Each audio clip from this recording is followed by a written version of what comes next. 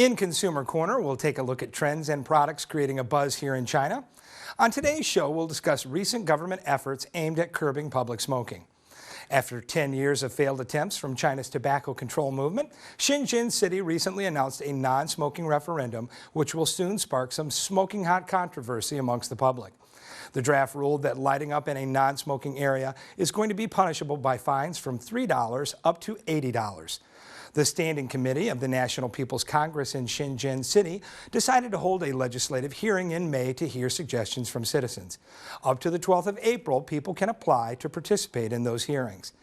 It seemed that the Shenzhen government had lost its bearings by charging such high smoking fines, and it seems to be a last-ditch effort to curb smoking. After all, the government's efforts over the last decade were to no avail.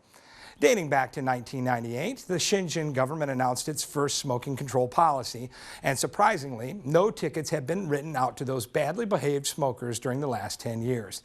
Due to the high incidence of lung cancer, the ironically named Fog City, the Shenzhen government has resolved itself to take measures to control smoking in a more effective way.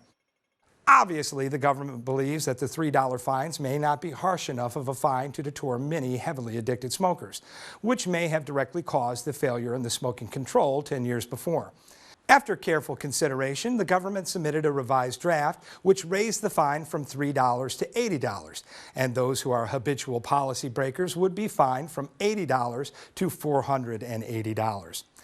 In order to more effectively implement the restriction, managers of non-smoking areas who do not supervise or stop people from puffing cigarettes will be severely punished by fines of more than $4,789. The government explained that considering the transience of smoking and the difficulty of personal law enforcement, dissuasion will still be the main force in controlling smoking behavior. Smoking is one of the most difficult problems faced by China now. According to CCTV, the number of Chinese smokers has amounted to 350 million and occupies 35% of the total overall population. The report announced by the Ministry of Public Health also showed that China has become the biggest victim of tobacco-related illnesses worldwide, with around 1 million people dying annually due to smoking, and another 740 million people are affected by secondhand smoking every year. Although the Chinese government has put lots of efforts on smoking control and announced other related restriction policies, as well as measures of fines during the last decade, however, all of those efforts ended abysmally. The public information revealed a 21% increase in tobacco production during the last 6 years, even after the institution of tobacco restriction policy in 2006. During the International Conference of Tobacco Control held in Durban in 2008, 200 NGO representatives even gave China the Dirty Ashtray Award, which draws a black mark on China's historically bad record of tobacco-related policy. To investigate the primary reason why China falls short in curbing smoking behavior, the fact that the Ministry of Industry not only runs the Tobacco Control Department, but also the Competency Department of the tobacco industry, it becomes crystal clear why policy implementation has been less than effective. However, the new draft issued by the Shenzhen government has raised people's hopes again for smoking control, and most people have shown their approval on the internet. One netizen posted on his microblog, quote, "I cannot agree with this policy anymore.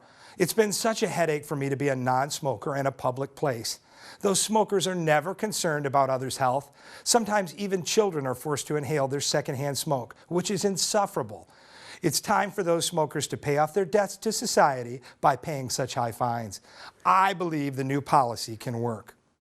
One poster wrote on his microblog expressing similar disapproval, quote, "The Tobacco Corporation should be under the government's supervision, not just use fines to solve the problem." But why did the government not use the most effective means of controlling the tobacco corporations, but instead opted to extract fines from smokers? In this situation, how can you possibly believe the government will actually effectively solve this smoking problem? All this draft devises is just another way for the government to gain more profits. Secondhand smoking concerns have brought a serious problem to our society.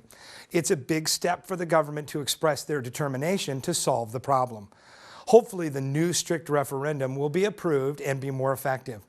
especially after you consider 10 years of failure in national smoking control. I'd say the people are ready for some clean space to breathe freely without any worries of risks of developing lung cancer.